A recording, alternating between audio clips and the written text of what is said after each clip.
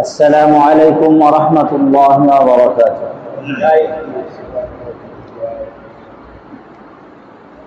الحمد لله نحمده ونستعينه ونستغفره ونعوذ بالله من شرور أنفسنا ومن سيئات أعمالنا ونشهد أن لا إله إلا الله وحده لا شريك له ونشهد أن سيدنا وسندنا وحبيبنا وطبيبنا ومولانا محمدا عبده ورسوله أرسله بالحق بشيرا ونذيرا وداعيا إلى الله بإذنه وسراجا وقمرا منيرا. أما بعد فقد قال الله تبارك وتعالى في القرآن الكريم: أعوذ بالله من الشيطان الرجيم. بسم الله الرحمن الرحيم. لقد كان لكم في رسول الله أسوة حسنة لمن كان يرجو الله واليوم الآخر وذكر الله كثيرا. وقال تبارك وتعالى في شأن حبيبه: إن الله وملائكته يصلون على النبي يا أيها الذين آمنوا صلوا عليه وسلموا تسليما. محبت سے سوائے ہوئی اللهم صل على محمد وعلى آل محمد كما صليت على إبراهيم وعلى آل إبراهيم إنك حميد مجيد. اللهم بارك على محمد وعلى آل محمد كما باركت على إبراهيم وعلى آل إبراهيم إنك حميد مجيد.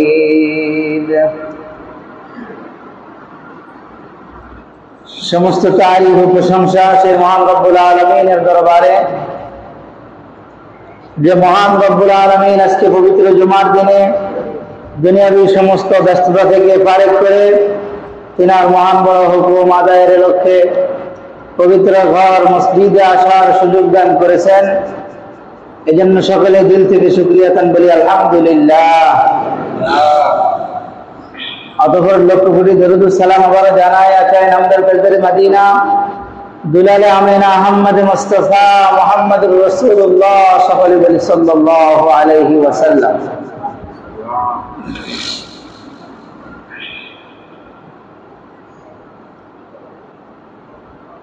আল্লাহ পাক রব্বুল আলামিন কোরআনুল কারীমের মধ্যে বলছেন: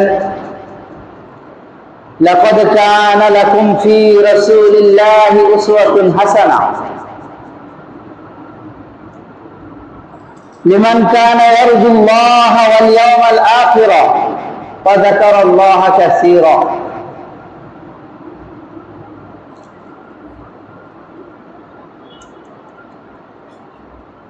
لقد كان لكم ফি রাসূলিল্লাহি উসওয়াতুন হাসানা।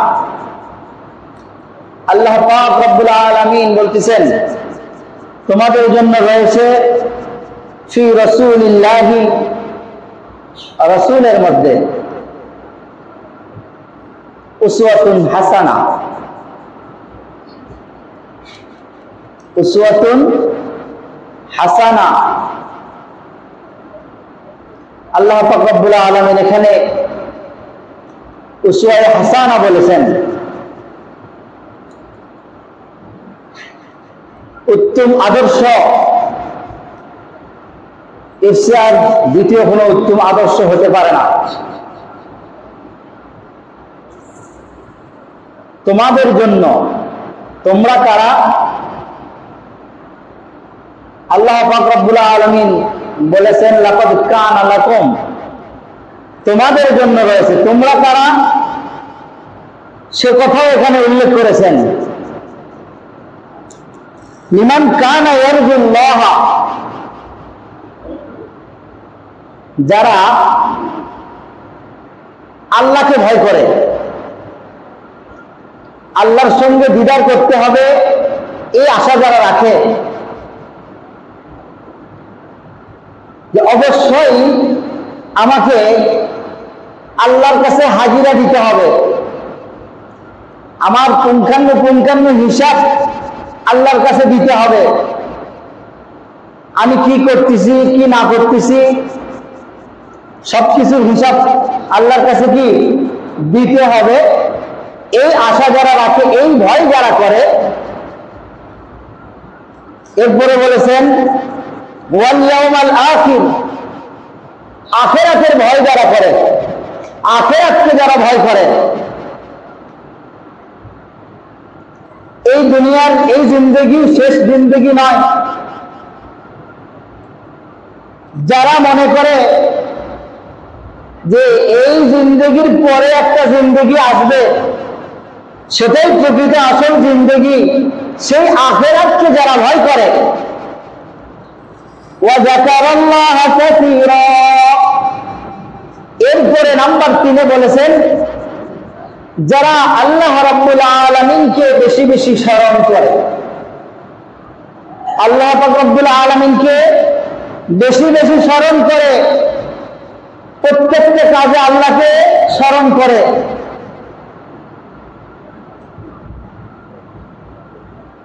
এই 3টা কাজ যারা করে, তোমরা কারা? বলছে যারা তোমাদের মধ্যে যারা আল্লাহকে ভয় করে, আখিরাতকে ভয় করে, আর আল্লাহকে বেশি বেশি স্মরণ করে, এই 3টি গুণ যাদের মধ্যে আছে, এই 3টি গুণ যাদের মধ্যে আছে, তাদেরকে লক্ষ্য করে আল্লাহ বলছেন যে তোমাদের জন্য রয়েছে উত্তম আদর্শ রাসূলের মধ্যে। তো আমি যদি আখিরাতকেই ভয় না করি, আমি যদি আল্লাহকে ভয়ই না করি, আল্লাহর কাছে আমাকে হাজিরা দিতে হবে, এই বিশ্বাসই যদি আমার না থাকে, তাহলে আমার জন্য রাসূলের মধ্যে উত্তম আদর্শ নয়।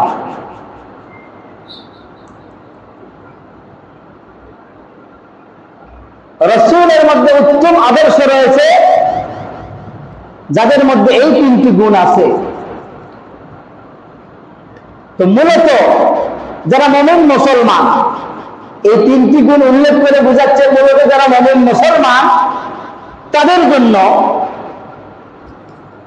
জন্য রাসূলের মধ্যে উত্তম আদর্শ রয়েছে। আল্লাহর হাবিব সাল্লাল্লাহু আলাইহি ওয়াসাল্লামের যে পুরা জিন্দেগি, এই পুরা জিন্দেগিকে প্রথমত সর্বপ্রথম 2টা ভাগ হয়েছে, একটা হলো মিলাদুন নবী আর একটা সিরাতুন নবী। একটা কি মিলাদুন নবী আর একটা সিরাতুন নবী, পুরাটাই রাসূলের জিন্দেগি। রসুলের জীবন আলোচনা পুরোটাই, এমন নয় রসুলের জীবন আলোচনার মধ্যে মিলাদুন নবী নাই, রসুলের জীবন আলোচনায় মিলাদুন নবী আছে, সিরাতুন নবী নাই। যদি কেউ এইটা ধারণা করে রসুলের জীবন আলোচনার মধ্যে শুধু মিলাদুন নবী আছে, সিরাতুন নবী নাই, তাহলে এটা ভুল হবে। তো বলতে প্রথমত রসুলের জীবন আলোচনা এটাকে দুই ভাগ করা হয়েছে, মিলাদুন নবী, সিরাতুন নবী। এবার আসুন মিলাদুন নবী কোনটা? গত জুমায় আলোচনা করা হয়েছিল মিলাদুন নবী রাসূল সাল্লাল্লাহু আলাইহি ওয়াসাল্লামের জন্মের আলোচনা। জন্মের সময় যে ইতিহাস, এই আলোচনাকে বলা হয় মিলাদুন নবী। আর জন্মের পর থেকে নিয়ে ওফাতুন নবী পর্যন্ত, নবীর ওফাত হওয়া পর্যন্ত এই পুরা জিন্দেগি বলা হয় সিরাতুন নবী। এই সিরাতুন নবীর মধ্যে আবার অংশ রয়েছে দুইটি, অধ্যায় রয়েছে দুইটি। প্রথম অধ্যায় হল কবলান নবুয়ত, নবুয়তের পূর্বের জিন্দেগি। প্রথম অধ্যায় কবলান নবুয়ত, অর্থাৎ নবুয়তের পূর্বের জিন্দেগি, 40 বছরের জিন্দেগি। এই 40 বছরের জিন্দেগির যে রাসূলের সিরাত রয়েছে, এটা আমাদের জন্য পালনীয় নয়, উম্মতের জন্য কি নয়, পালনীয় নয়, অনুসরণীয় নয়, অনুকরণীয় নয়। এইটা হলো রাসূলের নবুয়তকে প্রমাণ করার জিন্দেগি। রাসূল যে নবী, এই রসুল হওয়াকে, নবী হওয়াকে প্রমাণ করার জিন্দেগি হলো এই 40 বছরের জিন্দেগি। এটা আমাদের জন্য পালনীয় নয়। এরপরে দ্বিতীয় অধ্যায় হল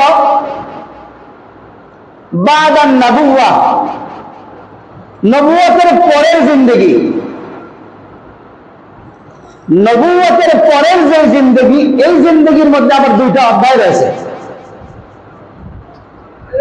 নবুয়তের পরের জিন্দেগির মধ্যে দুইটা অধ্যায় রয়েছে। একটা অধ্যায় হলো কবলাল হিজরত, যেটাকে মক্কি জিন্দেগি বলা হয়। কবলাল হিজরত, মক্কি জিন্দেগি। আর আরেকটা অধ্যায় রয়েছে বাদাল হিজরত, যেটাকে মদনী জিন্দেগি বলা হয়। তো মূলত রাসূল সাল্লাল্লাহু আলাইহি ওয়াসাল্লামের বাদান নবুওয়া, নবুয়তের পরের যে জিন্দেগিগুলি, 23 বছরের জিন্দেগি,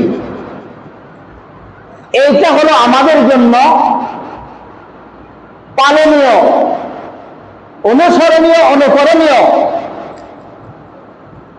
আর নবুয়তের পূর্বের যে 40 বছরের জিন্দেগি, এটা উম্মতের জন্য পালনীয় নয়, অনুসরণীয় নয়। তো রাসূল সাল্লাল্লাহু আলাইহি ওয়াসাল্লামের সিরাত যেটা, এটা মূলত নবুয়তের যে 23 বছরের জিন্দেগি, মক্কি এবং মাদানী, এই 23 বছরের জিন্দেগি, এটাই মূলত এখানে আলোচনার বিষয়। আজকে এক শ্রেণীর লোক যারা মিলাদুন নবী নিয়ে ব্যস্ত, সিরাতুন নবীর ধারে পাশে তারা আসে না। মিলাদুন নবী নিয়ে তারা আজকে ব্যস্ত হয়ে পড়েছে। সিরাতুন নবী কেন করে না? বলে সিরাতুন নবীর যখন আলোচনা করতে যাব, তখন তো আমাকে নামাজ পড়তে হবে।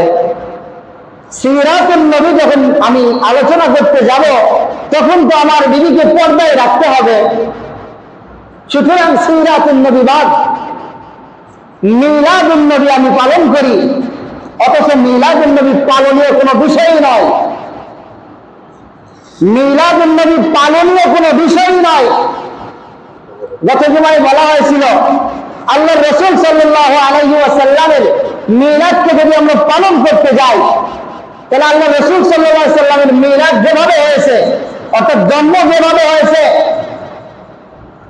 আমার আপনার জন্ম সেভাবে হইতে হবে, তাহলে রাসূলের মিলাদ পালন করা হবে। আল্লাহ রাসূল সাল্লাল্লাহু আলাইহি ওয়াসাল্লাম জন্মগ্রহণ করার পরে দুধ পান করেছেন মা হালিমার।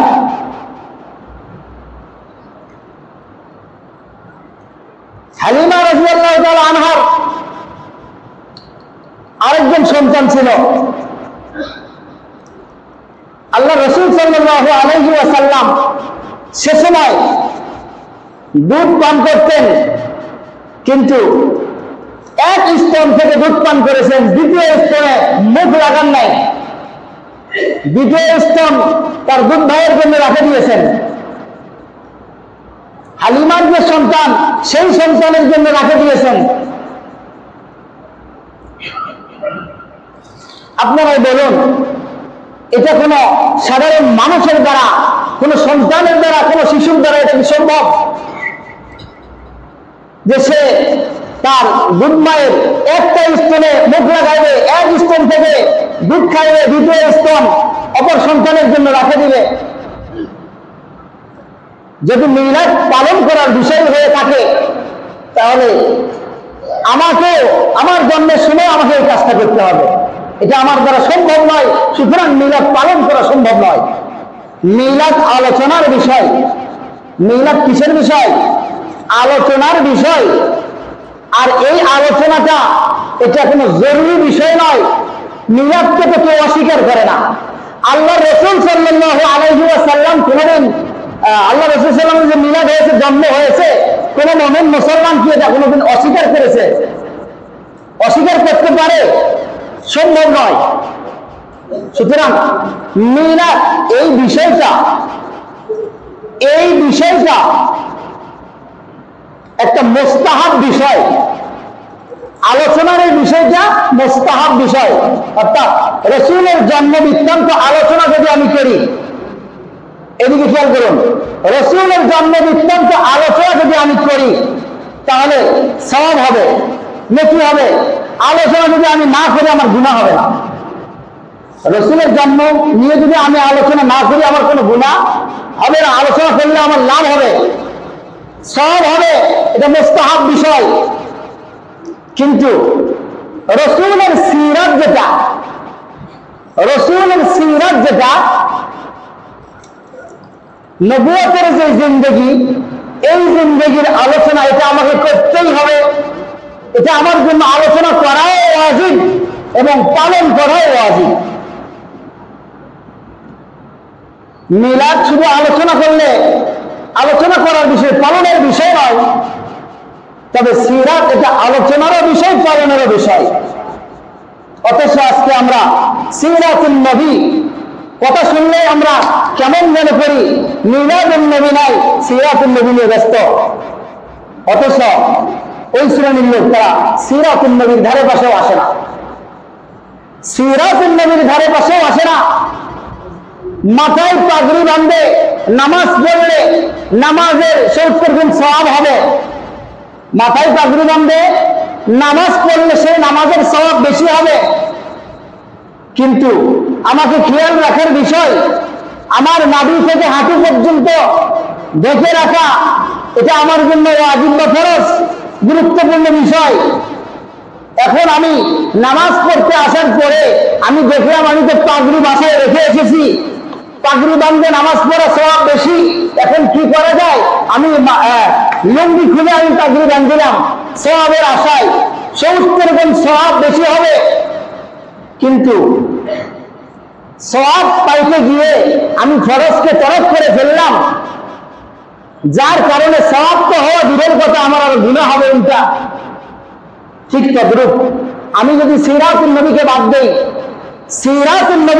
দেই, মিলাদুন নবী নিয়ে যদি আমি ব্যস্ত থাকি, তাহলে আমার এই মিলাদুন নবীর আলোচনাটা যদিও আমি সওয়াবের আশাই করেছি, কিন্তু আমার সওয়াব হওয়া তো দূরের কথা, উল্টা আরো আমার গুনাহ হবে। কেন? সিরাতুন নবী আমার ওয়াজিব ছিল, সিরাতুন নবী আমার পালন করা ওয়াজিব, সিরাতুন নবী আমাকে আলোচনা করা ওয়াজিব ছিল, কিন্তু আমি সিরাতুন নবীর ধারে পাশে যাই নাই, মিলাদুন নবী নিয়ে আমি পড়ে আছি। আল্লাহ পাক রব্বুল আলামিন সব কথাগুলি সঠিকভাবে বুঝিয়ে আমল করার তৌফিক দান করুন। সাল্লাল্লাহু আলাইহি ওয়া সাল্লাম। আমিন।